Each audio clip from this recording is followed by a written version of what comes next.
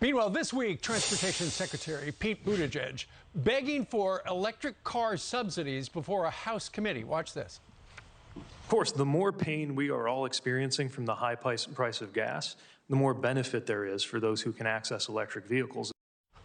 The more pain, the more benefit. That was met with fierce opposition from Republicans who questioned the real cost of EVs.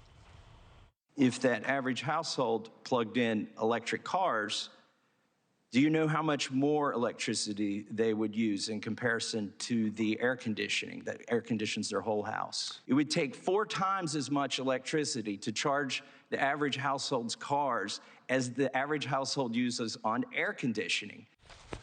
Never thought about it that way. Kentucky Congressman Thomas Massie joins us right now. Congressman, good morning to you. Hey, Steve, good morning. So there he was saying, hey, we need more money for subsidies to the tune of $12,500 per car to get people to buy them because they're feeling a lot of pain and blah, blah, blah. But you brought up the really good point. We don't have the infrastructure right now to actually handle as many cars as the Biden administration wants to see. They want to see half of America's fleet electric by the end of this decade.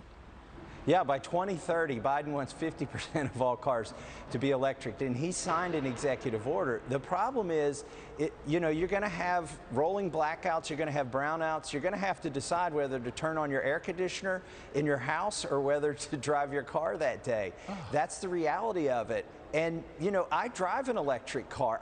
I've had an electric car for 10 years. I've had solar panels on my house.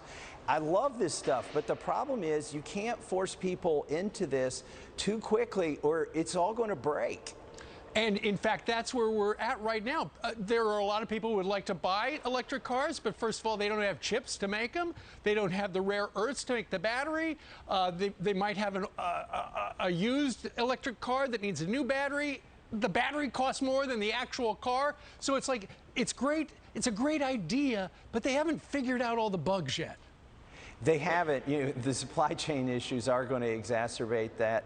Another comparison, I know a lot of parents, when they see their kids at the refrigerator door just standing there with the door open, they get nervous about their electric bill. An electric car uses 25 times as much as a refrigerator.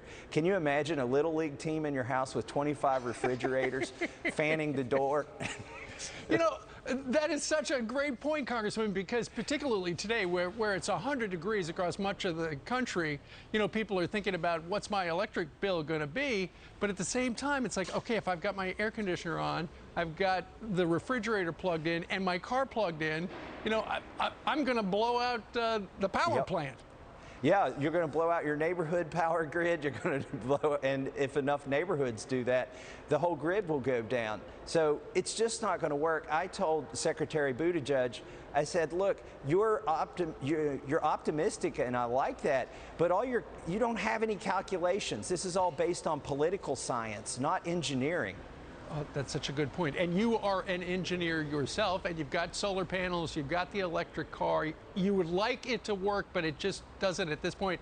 And the other thing is, for all the people who are pushing electric vehicles, Congressman, how many of them realize that the electricity is generated by fossil fuels? I have Friends of Coal license plates on my electric car. And when I drive to D.C., it takes 2.5 hours longer to get here from Kentucky because I have to stop 3 times to charge. Well, that's if you can find a charger. And that's right. The Biden administration would like to see at least one charger every 50 miles. Let's see how that turns out. All right. Yeah. Congressman, thank you very much. Thanks, Steve. Okay. All right.